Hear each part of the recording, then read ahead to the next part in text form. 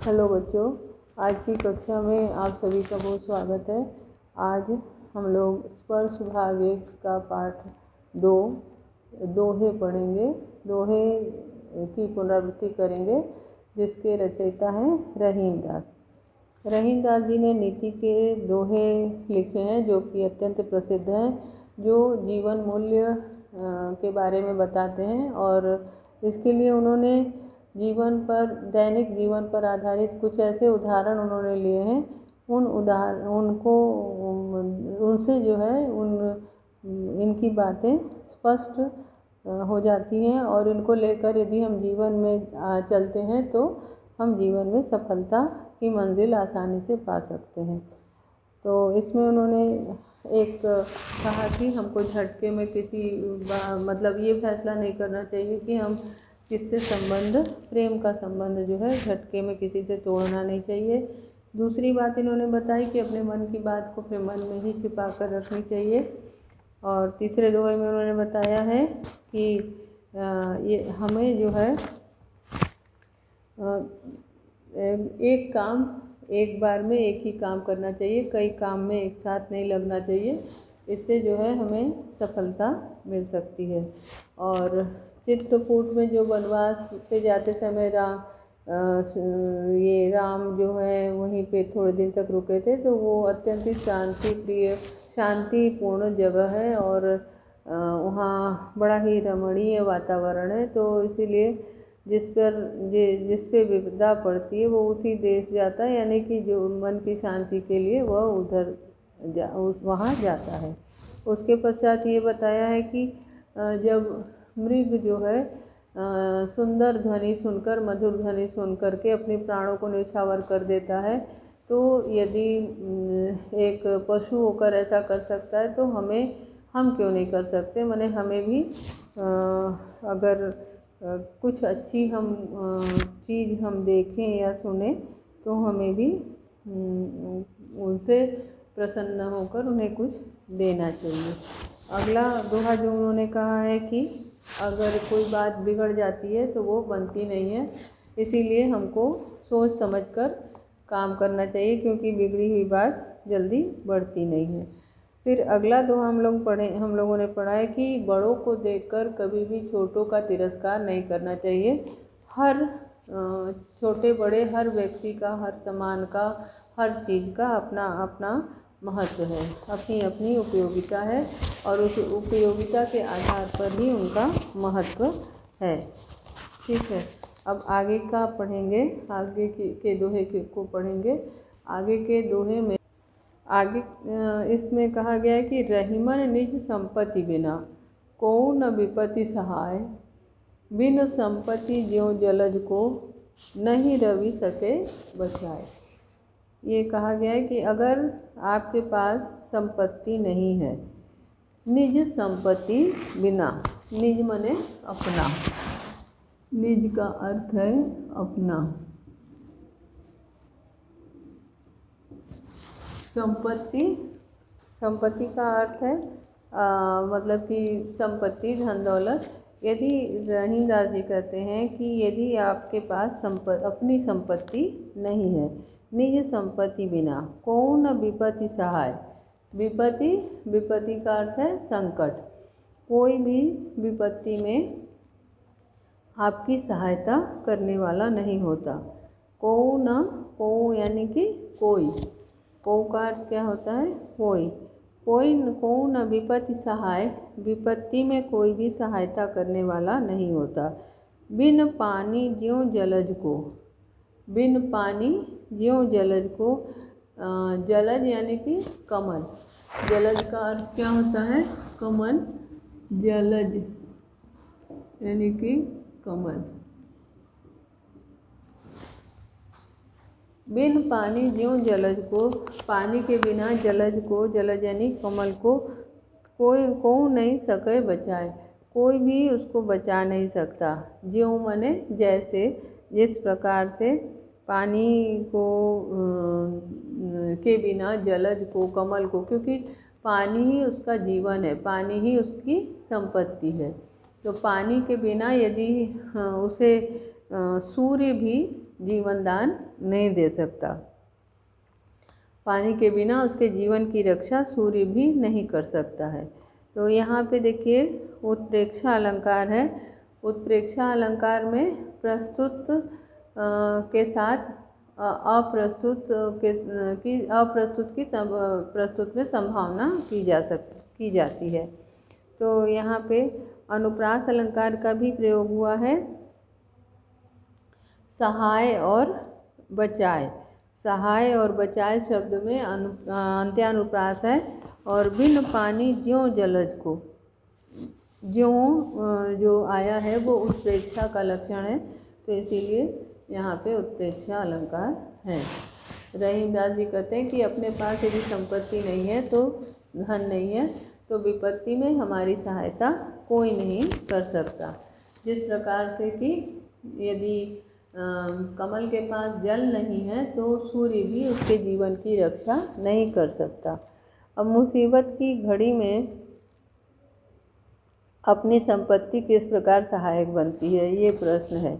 पुनरावृत्ति जो है कुछ प्रश्न के माध्यम से कर रहे हैं कि पहला है प्रश्न कि मुसीबत की घड़ी में अपनी संपत्ति किस प्रकार से सहायक बनती है।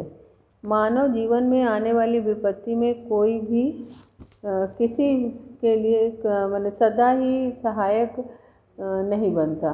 मानव जो है हर विपत्ति में सहायक नहीं बनता। मुसीबत की घड़ी जो होती है, तो उसमें अपनी संपत्ति ही अपने लिए सहायक होती है। अपने पास जो धन दौलत है, जो संपत्ति है, वही हमारे लिए सहायक का कार्य करती है। वह क्षुधापूर्ति की जो कामना है, क्षुधापूर्ति की कामना जो है जैसे कमल के लिए जो उसका पानी है, वही उसकी क्षुधापूर्ति कर सकता है, मतलब उसका पोषण कर सकता है उसका पानी। सूर्य जो है उसके जीवन की रक्षा तभी कर सकता है जब उसके पास अपनी संपत्ति यानी जल होगा। ठीक है, तो कवि इस दोहे में क्या शिक्षा देना चाहते हैं?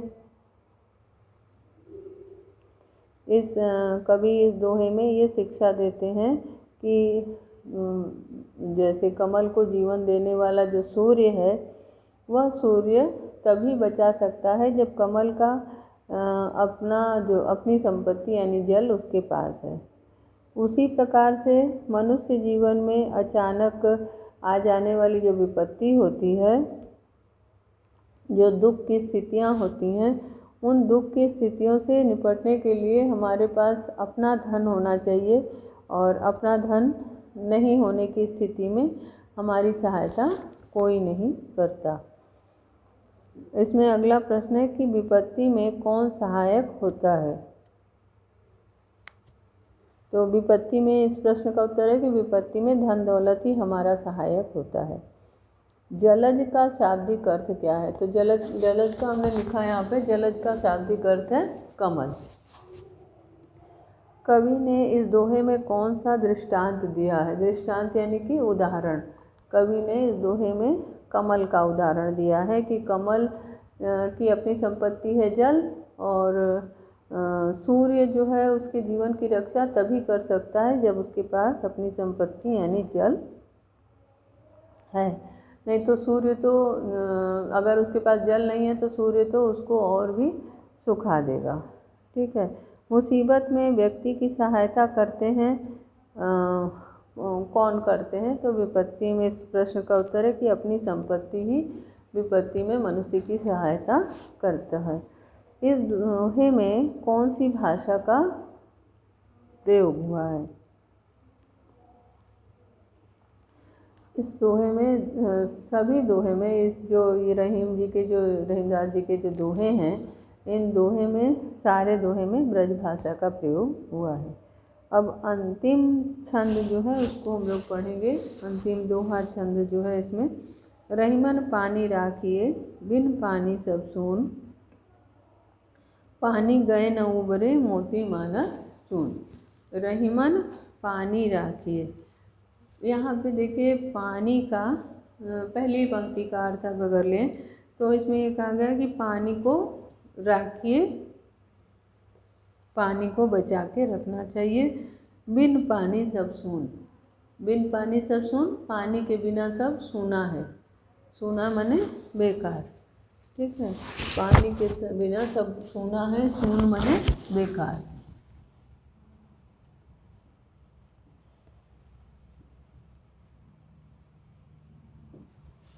पानी के बिना सब बेकार है, कोई भी किसी का महत्व नहीं है। पानी को बचा कर रखना चाहिए, पानी के बिना सब सोना है। रह पानी गए न उबरे मोती मानस चूर। उबरे माने उद्धार होना, ठीक है। पानी गए न उबरे मोती मानस चूर। यहाँ पे आप देखिए 3 अर्थ में पानी का अर्थ अलग अलग है। 3 शब्दों के अर्थ में पानी का अलग अलग अर्थ है। जैसे कि मोती के लिए अलग, मानस के लिए अलग और चूने के लिए अलग। मोती के लिए जो है पानी का अर्थ क्या होगा, उसकी चमक। मोती पानी का आप देखिए 3 अर्थ में प्रयोग हुआ है। पानी के लिए ये मोती के लिए जब हम कहेंगे तो उसका अर्थ क्या हो जाएगा, चमक। और दूसरा है मानस, मानस यानी मनुष्य, मानस यानी कि मनुष्य, और मनुष्य के लिए उसका सम्मान।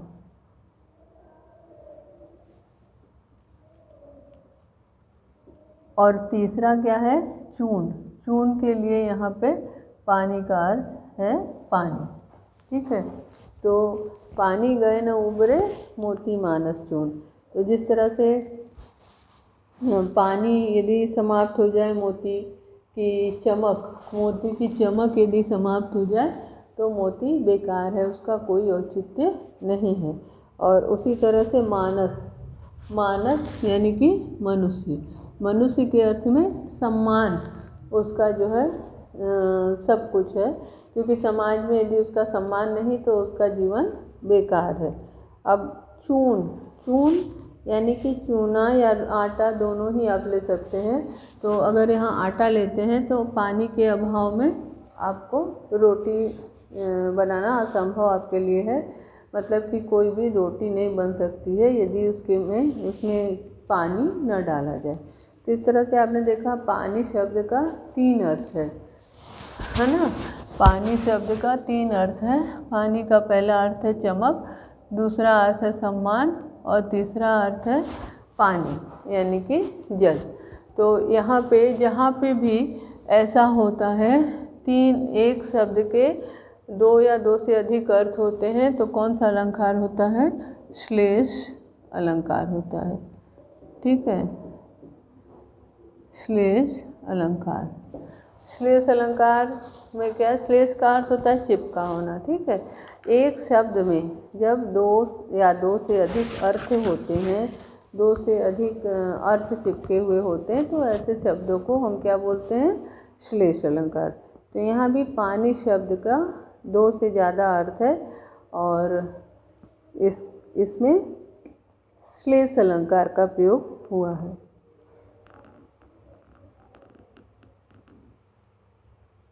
पानी के 3 अर्थ हैं, जल, कमल और जल इज्जत और चमक। अब एक प्रश्न है इस दोहे से, मोती का मूल्य कब तक होता है। इसमें आप ये बता सकते हैं कि मोती का मूल्य तब तक होता है जब तक उसकी चमक बरकरार है। जब तक उसमें उसकी चमक है तब तक ही उसका महत्व है, और उसकी चमक समाप्त होने पे मोती का कोई औचित्य नहीं, मोती का कोई महत्व नहीं है। दूसरा है कवि ने मनुष्य को इस दोहे के माध्यम से क्या कहना चाहा है। यहाँ पे कवि ने ये कहना चाहे कि मनुष्य जो है अपने सम्मान को बचा कर रखे, अपने सम्मान की रक्षा करने का प्रयत्न करे, क्योंकि यदि सम्मान समाप्त हो जाएगा तो उसका कोई महत्व समाज में नहीं रह जाएगा, उसका जीवन बेकार है, अर्थहीन है। मनुष्य यानी मानस अर्थात मनुष्य, मनुष्य के अर्थ में सम्मान। तो सम्मान यदि मनुष्य का चला जाए तो मनुष्य का जीवन क्या हो जाता है, मूल्यहीन। अब अगला प्रश्न है कि कवि प्रस्तुत दोहे में पानी के बारे में क्या कहते हैं। प्रस्तुत दोहे में पानी के बारे में क्या कहते हैं। तो इस दोहे में आपने इस अर्थ को जानने के बाद ये समझ ही लिया होगा कि पानी के बिना, बिन पानी सब सून, यानी पानी के बिना जीवन क्या है, सूना है, व्यर्थ है, बेकार है। ठीक है, पानी के बिना जीवन क्या है, बेकार है। और अगला प्रश्न है कि पानी से किस किस के उबरने की बात कही गई है। पानी से किस किस के उबरने की बात कही गई है। इसमें मोती, मानस और चून के उबरने की बात कही गई है। पानी से कहा गया है कि मोती का भी उद्धार नहीं हो सकता पानी के बिना, मनुष्य का भी उद्धार नहीं हो सकता पानी के बिना, और आटे से भी, पानी के बिना आटे से भी रोटी नहीं बनाई जा सकती। तो इस तरह से आप देखिए इसमें जो है तीनों की आवश्यकता है, मोती, मानस और चून। अगला प्रश्न है, चून का शाब्दिक अर्थ क्या है। चून का शाब्दिक अर्थ क्या है। इस प्रश्न का उत्तर है तीसरा वाला, जिसमें कि आटा और चूना दोनों ही कहा जाता है। यहाँ पे आप चूने के अर्थ में यदि ये लेंगे तो पानी क्या होता है, चूने में यदि पानी समाप्त हो जाता है तो चूना जो है मृत माना जाता है, बेकार हो जाता है, उसके अंदर फिर चमक पैदा करने की माने शक्ति नहीं रह जाती है। तो इसीलिए पानी उसके चूने के जीवन के लिए आवश्यक है। तो यहाँ पे हम इसका अर्थ, इस प्रश्न का उत्तर क्या लेंगे कि चून का शाब्दिक अर्थ है आटा और चूना, दोनों ही अर्थ हो सकता है, आटा और चूना। और उसके पश्चात है इस दोहे में मानव को क्या शिक्षा दी गई है। इस दोहे में मानव को क्या शिक्षा दी गई है। इस प्रश्न का उत्तर है कि हमें अपने सम्मान की रक्षा करनी चाहिए। मनुष्य को ये शिक्षा दी गई है कि मनुष्य अपने सम्मान की रक्षा करे। ठीक है, अब कुछ पाठ के प्रश्न हैं और उसके बाद कुछ पाठ पर आधारित प्रश्न हैं। ठीक है, तो पाठ के कुछ प्रश्न अब हम करेंगे। जैसे पाठ्य पुस्तक से पहला प्रश्न है कि प्रेम का धागा टूटने पर पहले की भांति क्यों नहीं होता। प्रेम का धागा टूटने पर पहले की भांति क्यों नहीं होता। इस प्रश्न का उत्तर है कि जो प्रेम का धागा है वह अगर उसके अंदर आपसी लगाव या विश्वास होता है और एक बार यदि टूट जाए तो वह पहले जैसा नहीं हो पाता, उसमें पहले जैसी बात नहीं हो पाती है। तो पाठ के कुछ प्रश्नों को हम लोग लिखेंगे। पहला प्रश्न है, प्रेम का धागा टूटने पर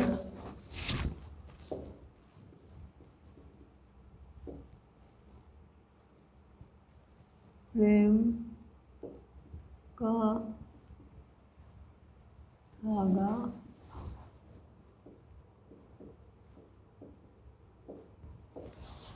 धागा टूटने पर पहले की भांति क्यों नहीं हो पाता।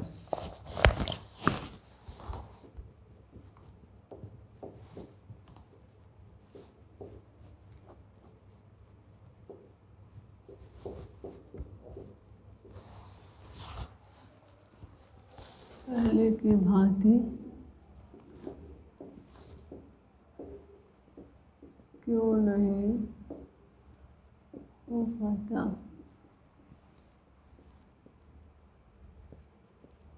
उत्तर 1, प्रेम आपसी लगाव और विश्वास के कारण होता है।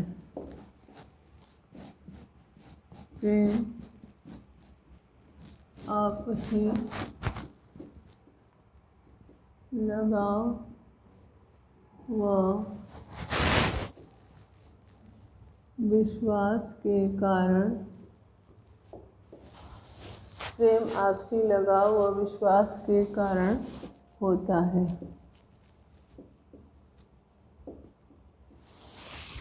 प्रेम आपसी लगाव व विश्वास के कारण होता है। यदि एक बार यह लगाव या विश्वास टूट जाए, यदि एक बार यह लगाव या विश्वास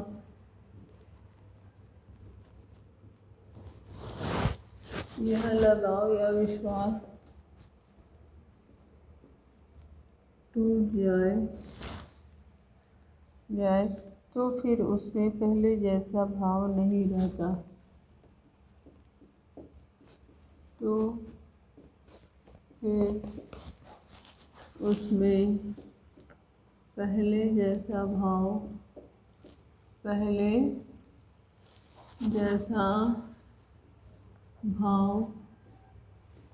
नहीं रहता।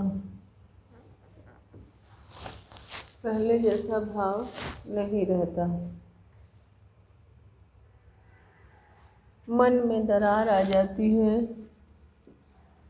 मन में दरार आ जाती है। मन में दरार आ जाती है। जिस प्रकार सामान्य धागा टूटने पर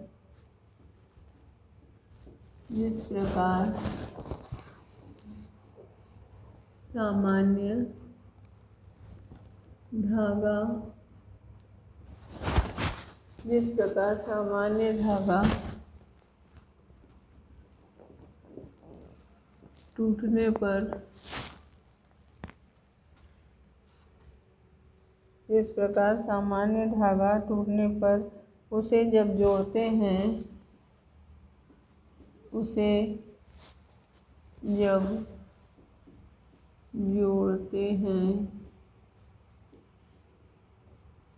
तो उसमें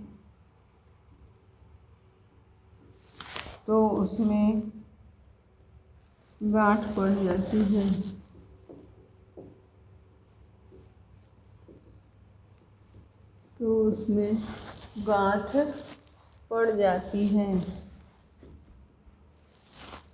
उसमें गांठ पड़ जाती है। इसी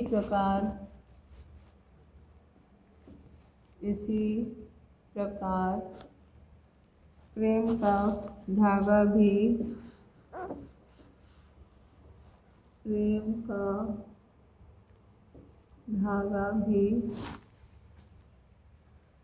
टूटने पर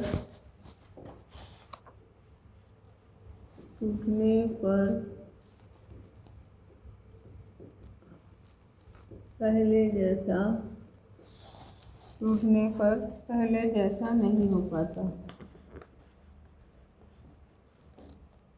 जैसा नहीं हो पाता।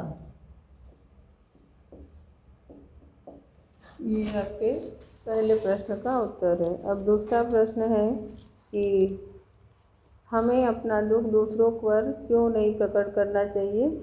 अपने मन की व्यथा को मन में ही छिपाकर क्यों रखना चाहिए? इस प्रश्न का उत्तर है कि हमें अपना दुख दूसरों के सामने प्रकट नहीं करना चाहिए, क्योंकि लोग उसका मजाक उड़ाएंगे, कोई उसको बांटेगा नहीं। दूसरा प्रश्न है कि हमें अपना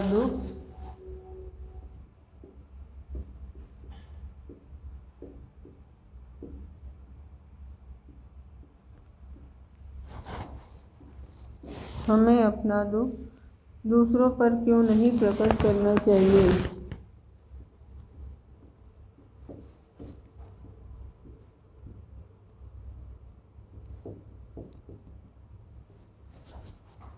नहीं प्रकट करना चाहिए। दूसरों पर प्रकट क्यों नहीं करना चाहिए? अपने मन की व्यथा दूसरों से कहने पर उनका व्यवहार कैसा हो जाता है? इस प्रश्न का उत्तर लिखते हैं कि हमें अपना दुख दूसरों के सामने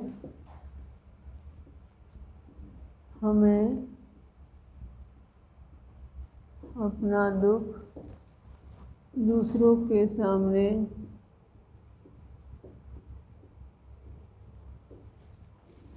हमें अपना दुख दूसरों के सामने नहीं प्रकट करना चाहिए।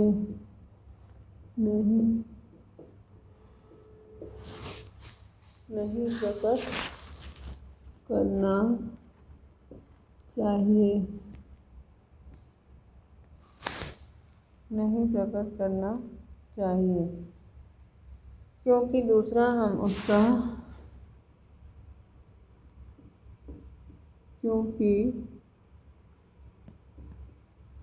दूसरे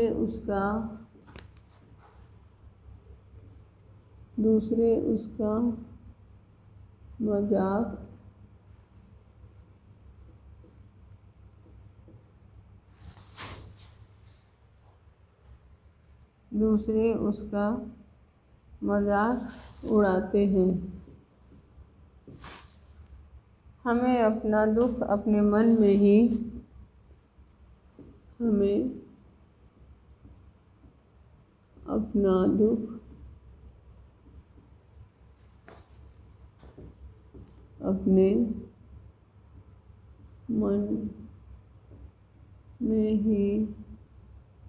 छिपा कर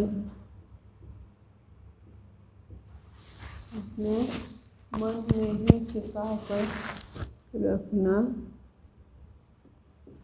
चाहिए। मन में ही छिपा कर रखना चाहिए।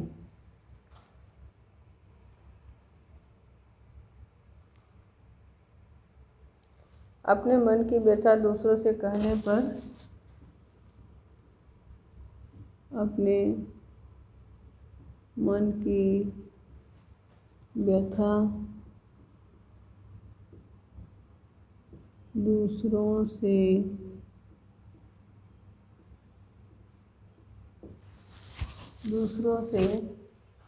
कहने पर उनका व्यवहार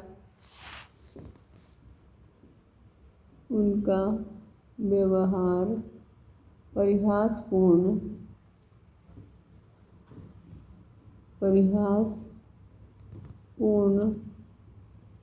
हो जाता है।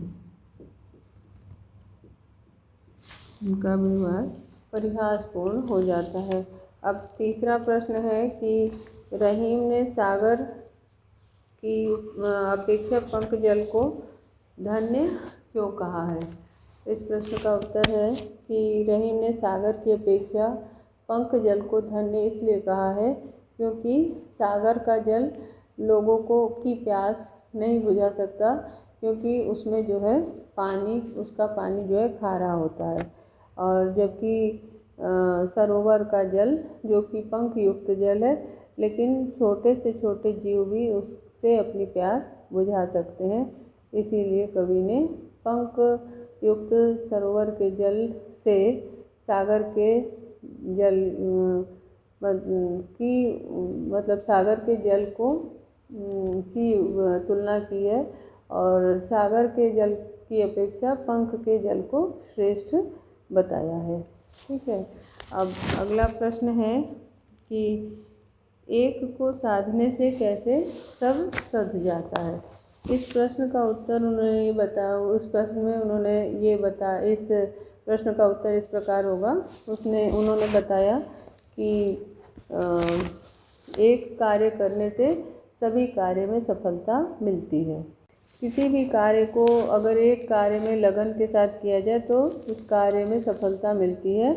और क्योंकि ये कह रहे हैं कि जैसे उदाहरण दे रहे हैं एक वृक्ष का, कि जैसे वृक्ष के मूल में हम जल देते हैं, मूल यानी कि जड़, वृक्ष के जड़ में यदि हम सिंचाई करते हैं तो वह वृक्ष नन्हा पौधा एक दिन वृक्ष बनेगा, और वृक्ष बनकर फल फूल से लोगों